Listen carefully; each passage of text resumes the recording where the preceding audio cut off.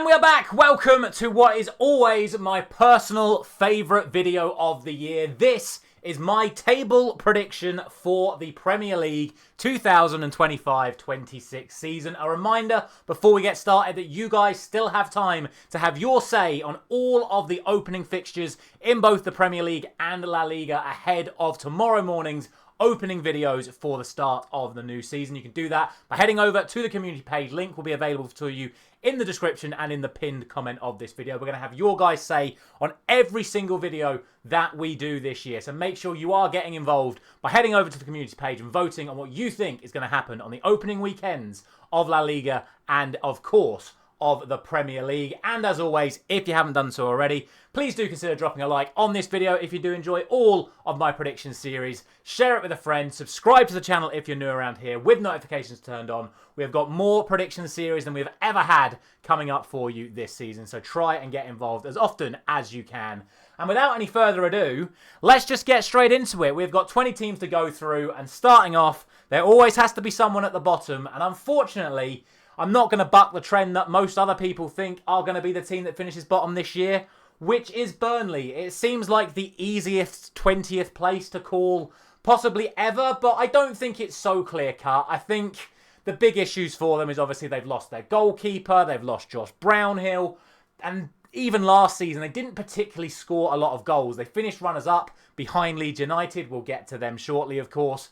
But I do think you look at Scott Parker's record in the Premier League, you look at the lack of goals, you look at the lack of real sort of quality signings. Okay, they've signed Kyle Walker, but he's in his mid-30s now. Their other signings from other Premier League clubs aren't exactly inspiring, and they're pinning their hopes on Armando Broja, who really hasn't hit the heights that we've seen from him a few seasons ago in a very long, long while. I just don't see Burnley scoring enough goals to keep themselves safe. I think they'll get some good defensive displays. I think you can see them getting a fair few draws, but I don't see them accumulating enough wins to get anywhere near the survival lines. For me, Burnley are in last.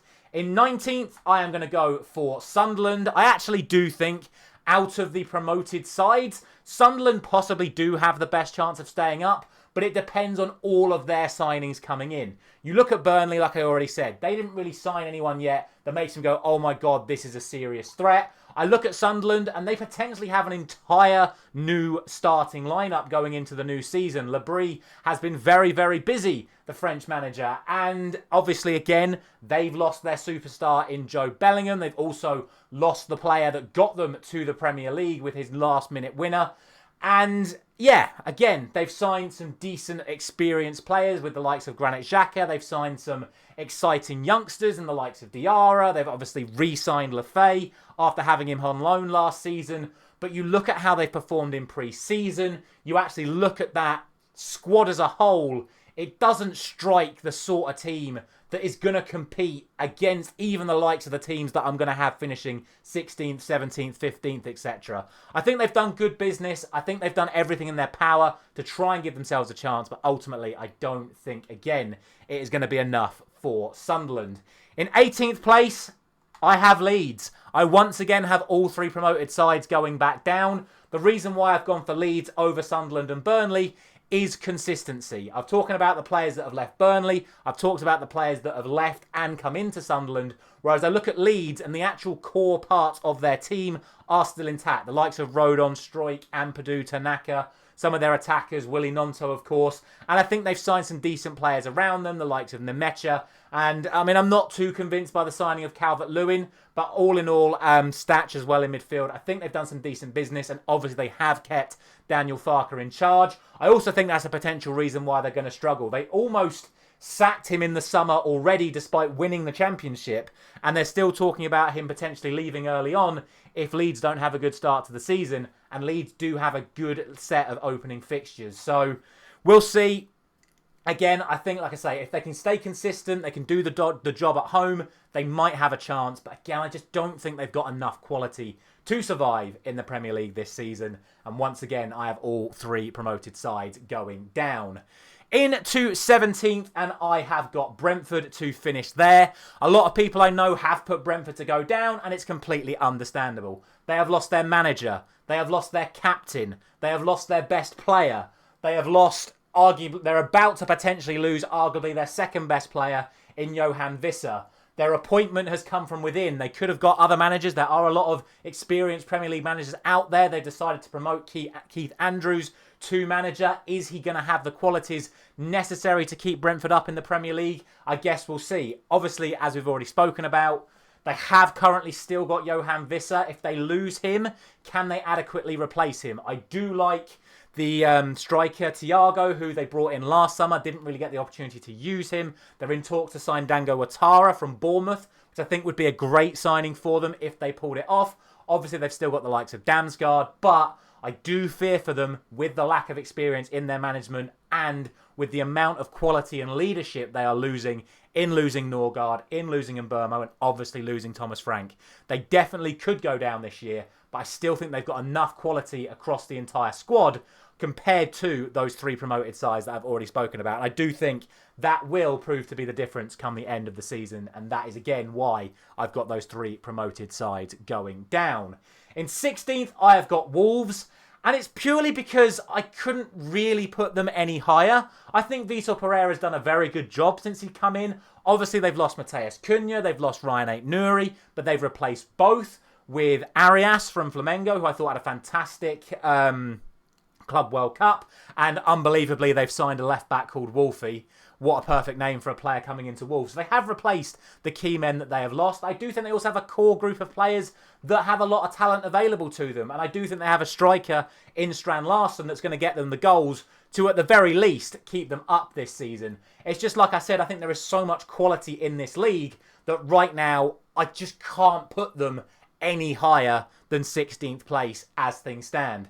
And that's exactly why I've also gone for Fulham to finish 15th. I think Fulham have a fantastic squad. I've spoken about Fulham to no end in prediction videos over the last couple of years about how I really rate the quality in their squad, the consistency that they have. I think they've got a good manager in Marco Silva.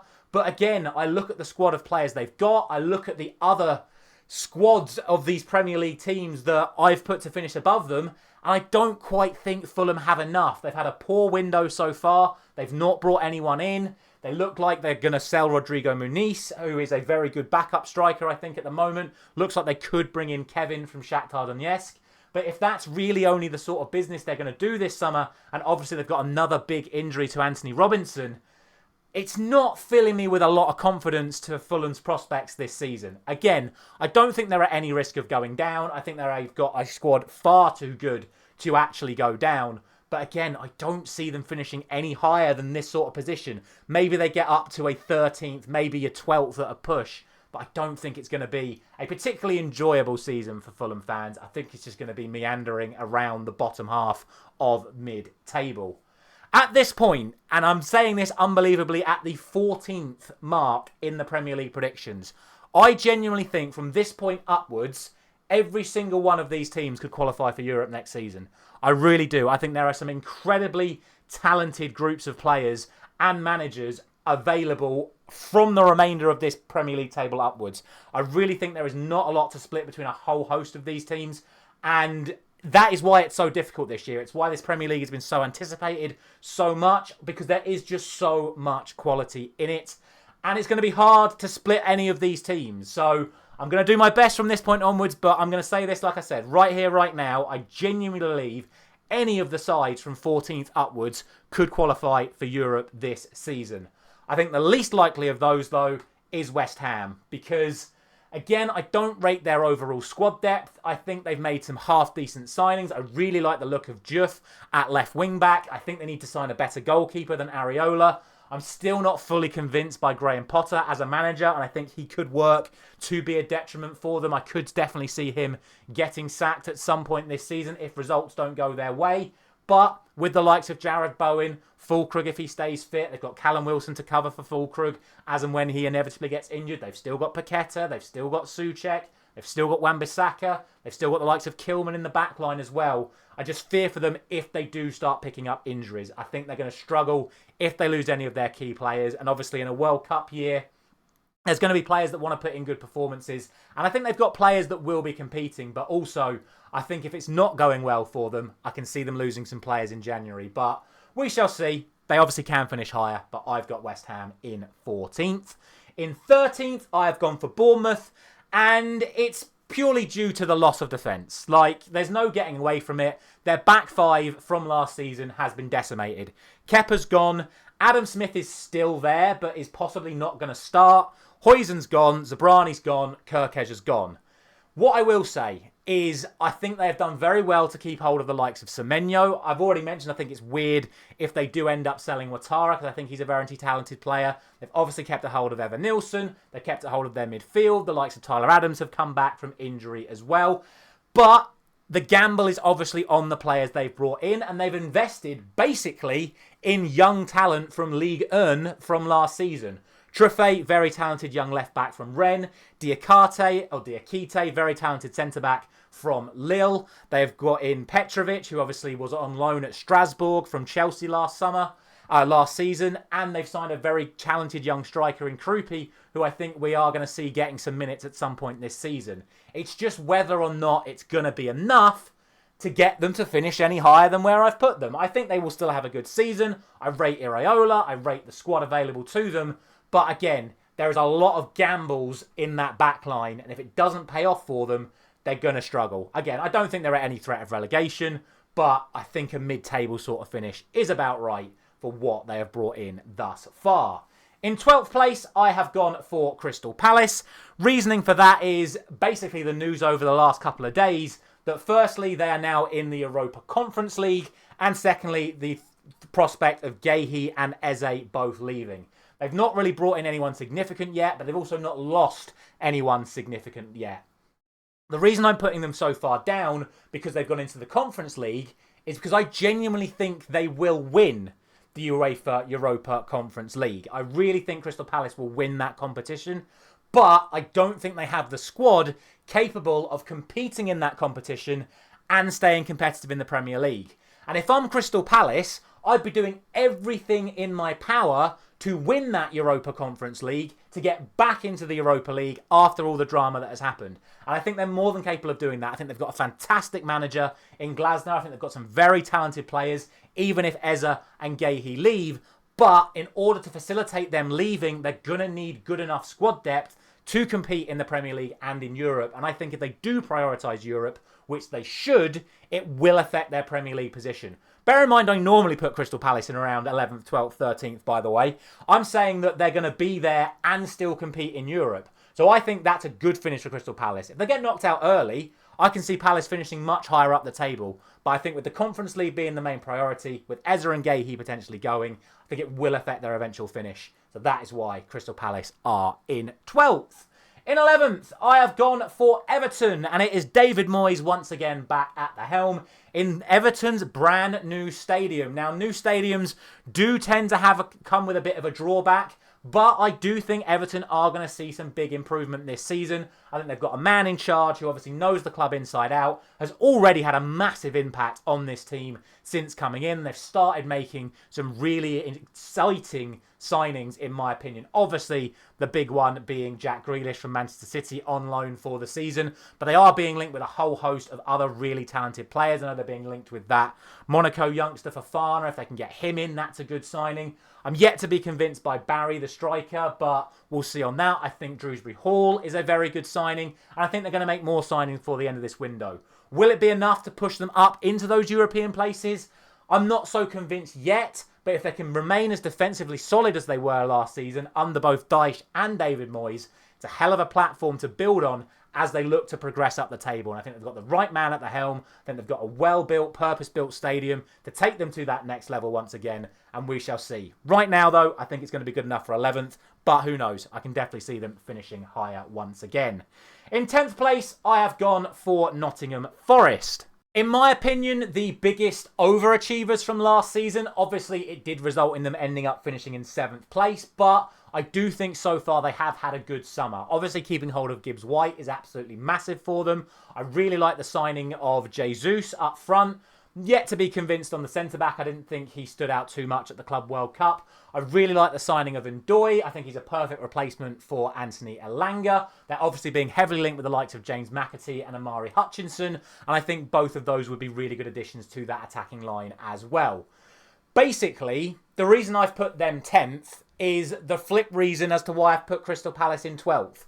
I think they will struggle to go far in the Europa League with the squad that they have got, and I think they will be knocked out of that competition, and from there it will allow them to concentrate more on the Premier League, and that's why I've put them slightly higher up. Again, if it was the other way around, if Palace ended up in Europa, Forest ended up in the conference, I would have had Palace and Forest the other way around. The other thing about Forest is obviously, like I said, I do think they overachieved an awful lot last season. They by far outdid their expected goals. They were not expected to score anywhere near as many goals as they scored last season. And if you look at the back end of last season, teams tended to figure out how to deal with their counter-attacking style of play. Very, very good defensively. I expect them to continue to be very good defensively. I'm actually quite surprised that the likes of Murillo and Milenkovic are still there after the level of performances they put in defensively last season, but they have managed to hold on to them. But I do question their attacking outlay this season. It should be noted that at this point in time, Nottingham Forest have played 8 matches in pre-season. Right? 8 matches. They have scored 1 goal. 1. In 8 matches. Teams have figured out how to stop them when they're in that sort of mood. So I do think they are going to struggle to get anywhere near those European places. I say anywhere near. I think they're going to struggle to be as competitive for those European places last season, because I don't think they're going to score anywhere near as many goals. But if they keep themselves sorted defensively, have an okay run in Europe, I think they're still going to be okay. I don't think they're at any threat of being dragged into the proper bottom half and being dragged into any sort of relegation fight, because I do think they've got a very talented squad. I don't think it's going to be enough to put them into those European places come the end of this season. Now we come to the top 9, and this is again sort of split into 2 different sections. In my opinion, you've got 9th to 5th, and then obviously you've got the top 4. And honestly, I have moved 5th to 9th around more times than I have any other teams in this prediction table that I've sort of had built over the course of the last few weeks in preparation for this video. So I think the best thing that I can do is actually just give you all of the teams right now up to 5th. I've got Spurs in 9th, Brighton in 8th, Newcastle in 7th, Villa in 6th, and Manchester United in 5th. And again, I will say this again.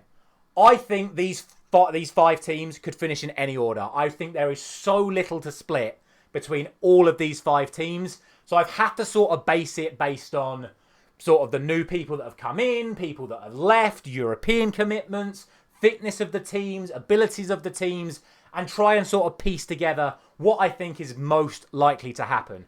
And I have landed on Tottenham in 9th because Thomas Frank is unproven at this level. He's obviously a very good Premier League manager. He has taken Brentford to very good finishes in the Premier League so far. But Tottenham is a much bigger step up. I should also note I'm recording this prior to the Super Cup taking place tonight from my perspective. So if Tottenham have just beaten PSG, it may make me rethink, but it's already too late because we're recording the video. But I'm not fully convinced by Thomas Frank being the right person to take Tottenham forward. I'm also not fully convinced by the squad that they've got, especially given the amount of injuries they've already got coming into the start of the season.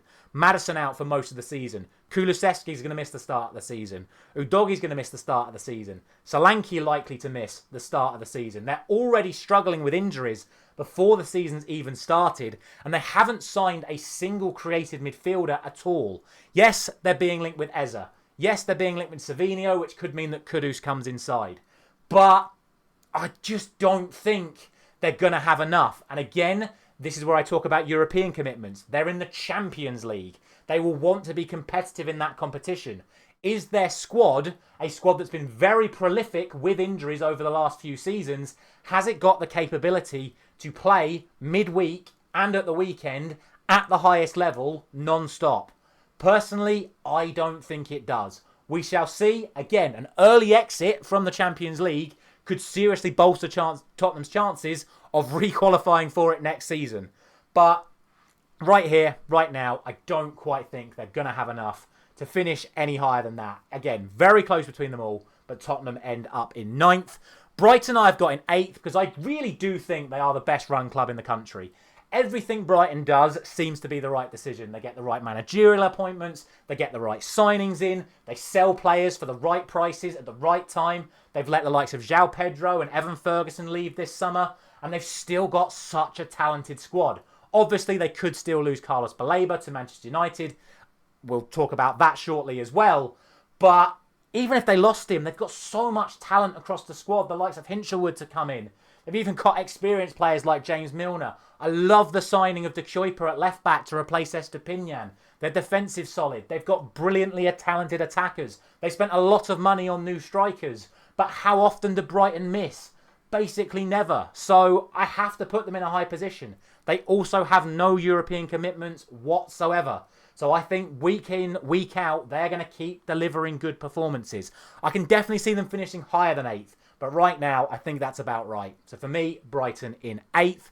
Newcastle, I've gone for 7th because I believe in Eddie Howe. Basically, I believe in Eddie Howe. He has done so well with this Newcastle United side over the past few years that even with all the drama going on at the moment with the Isak situation and not bringing in enough quality players, they're going into a season where, again, they're also in the Champions League and going to be competing in the Premier League. Is their squad capable of doing it? Well, they've signed Chow now. They've signed Ramsdale. Looks like they're going to get Jacob Ramsey out of Aston Villa. And obviously, they're still in the market for a striker with the likes of Johan Visser being mentioned.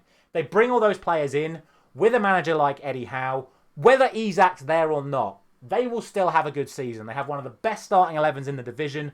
They are a very, very talented side. I don't think it'll be enough to finish above Villa and Manchester United due to the sheer squad depth of the two squads that I've put above them. But overall, I think Newcastle will continue to be competitive. Definitely see them finishing higher than 7th, but I think right now that is the appropriate position for them.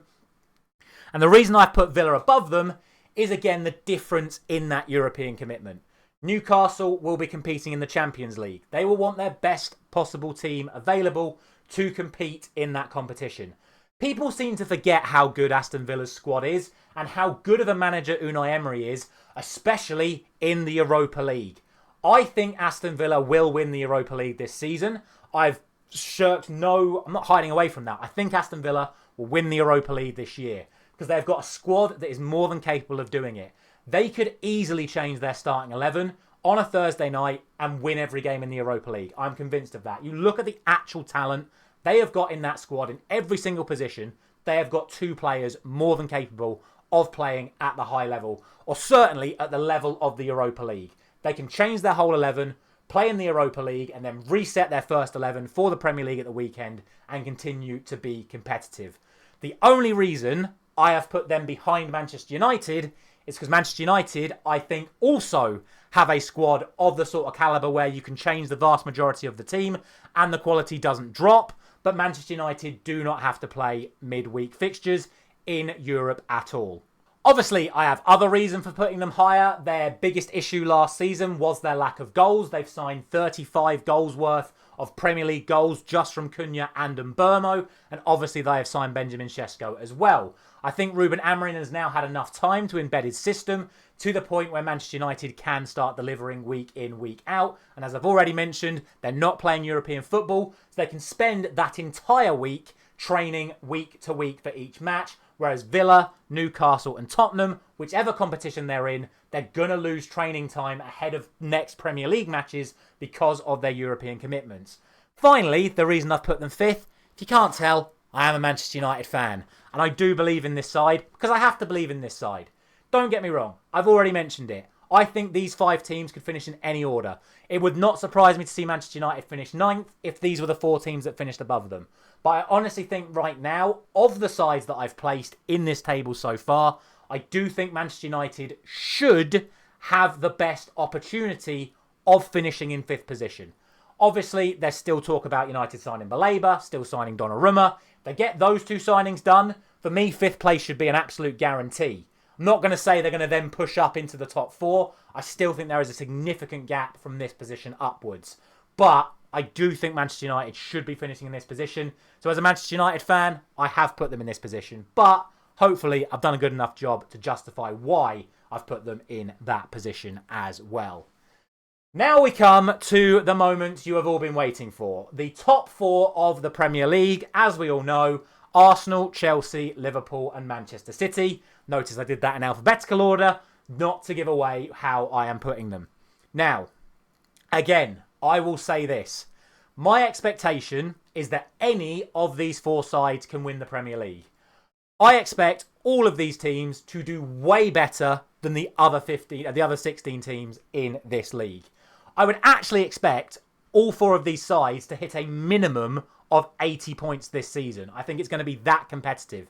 I don't think we've ever seen 4 teams as competitive as these 4 teams are right now going into the start of the season.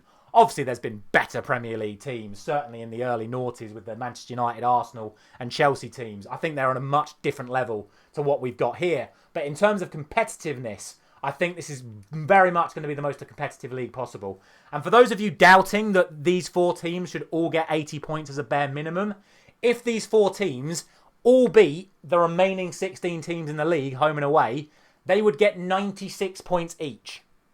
And that's without playing each other.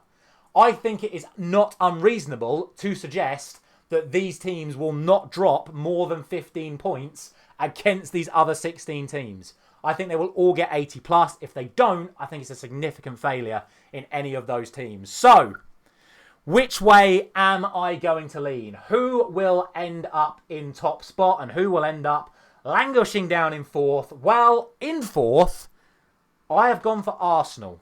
Now, that might surprise a few people. I know a lot of people think Arsenal are the biggest challengers to Liverpool. What I think is they are the side with the most potential. I think they have the highest ceiling of any of these 4 teams. I think the signings they've made make Arsenal an incredibly exciting prospect. However, I also think, especially given their recent history in comparison to the other 3 teams, I think they're the most likely to fail. And that is the only reason I've put them 4th. I think there is very little between all 4 sides, but I do think Arsenal are the most likely to fail. I'm not convinced they have the right mentality to pull this off. I'm still not convinced they've got the right manager to pull this off. But they've got a very talented squad that is going to be very competitive. Again, certainly against the other 16 teams in this table so far. But I do think they are going to come up short compared to the other 3.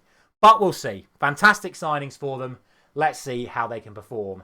In 3rd place, I have the champions of the world, which is, of course, Chelsea. And the reason I've put them above Arsenal is just I don't think Chelsea have a weakness in their squad. I think the signings they have made just fit perfectly into what they are trying to build. They have 2 more than capable players in every single position on the pitch now. I still think Arsenal are lacking in a couple of areas. But I just think whatever happens with this Chelsea team, they'll be able to freely rotate at will. They will constantly be competitive and they will continue to get results. The reason why I put them 3rd behind the other 2 is, again, I don't think their squad is as talented as the 2 teams I'm about to put above them. Certainly when it comes to the starting 11. I think Chelsea's starting 11 is the worst of the 4, but in terms of squad depth, it's arguably the best of the 4. But in terms of overall balance, I don't think Chelsea are as good as Liverpool and as Manchester City are going to be. So with that said, I am going to put Liverpool in 2nd. And that's only a very, very recent change. Literally up until yesterday, I had Liverpool in 3rd and Chelsea in 2nd. And my reason again for that was squad depth. Liverpool were on the verge of going into this season with only Van Dijk and Konate available as fit centre-backs. I mean, they are going to. Let's not get that twisted. Come Friday night, they will be going into the game against Bournemouth with just Van Dijk and Konate as fit centre-backs. Gomez is injured. They have no other centre-backs. They'll have to play Endo or Robertson at centre-back. However, in the last couple of days, it looks like they're going to sign Leone from Parma. It looks like they're going to sign Guéhi from Crystal Palace. Get those 2 players in, recover the squad depth they need in the central defensive area. They are a much better squad all round, irregardless of if they sign Isak. Obviously, if they do get Isak, it gives them even more chance of winning the Premier League. But also, it is their first sort of season under Slot with his own team. Last year, it was Jurgen Klopp's team in Arne Slot's system. He's the man who's brought in Kirkes and Frimpong and Wirtz and Ekatike. And if we're being honest, on first viewing against Crystal Palace, albeit a game that not many people take seriously, some of those players, particularly those ones from the Bundesliga, were gassed out come 60 minutes. It is a hell of a step up from the Bundesliga to the Premier League. And right here, right now, I'm not fully convinced that they're going to deliver. They absolutely still can. I think Liverpool can finish on a higher points tally than what they got last season. and still come up short. Because the team I have got to win the Premier League is Manchester City. And to be honest, I don't really understand why people have suddenly forgotten how good Manchester City are. Like, they've won 6 out of the last 8 Premier Leagues under Pep Guardiola. The last time they didn't win a major trophy, they spent a shed load of money and got 100 points. The last time they didn't win the Premier League, they spent a shed load of money and then won 4 Premier League titles in a row. Last season, they didn't win the league, they didn't win a trophy, and they spent a shed load of money. They are going to be coming back for this title, and they're going to be coming with a vengeance, and they're going to be coming with a team that I think this season will score more goals than any other team in Premier League history. They have got so much firepower, it is ridiculous. And they're still not done. They're talking about them bringing in Rodrigo from Real Madrid as well. They're talking about them potentially bringing in Donnarumma instead of Manchester United bringing in Donnarumma. You fix their defensive issues by putting a world-class shot-stopping goalkeeper in their net, they could win every game. They are going to outscore so many teams. They're going to win games 3-2. I still don't trust their defence, but they're going to win games 3-2 and 5-3 because they've got so much firepower. They are going to just outscore the other teams in this division. And that's why I've done them to win the league. Obviously, there's going to be tougher opposition when they come up against the other sides I've put in 2nd, 3rd and 4th. But I look at those matches and I go, well, City will probably score 2 or 3 against them. Can the others then match that going the other way? I think they can, but whether or not they will, I don't think I can guarantee. Whereas I can guarantee this Manchester City is going to score goals week in, week out for absolute fun. I think if anyone gets a clean sheet against Manchester City this season, it will be an unbelievable achievement. But that is going to be it. That is my Premier League prediction for this season. As always, let me know all your thoughts down in the comment section below. Am I once again off my head? Have I gone cuckoo crazy? Or have I actually got some decent ball knowledge for a change?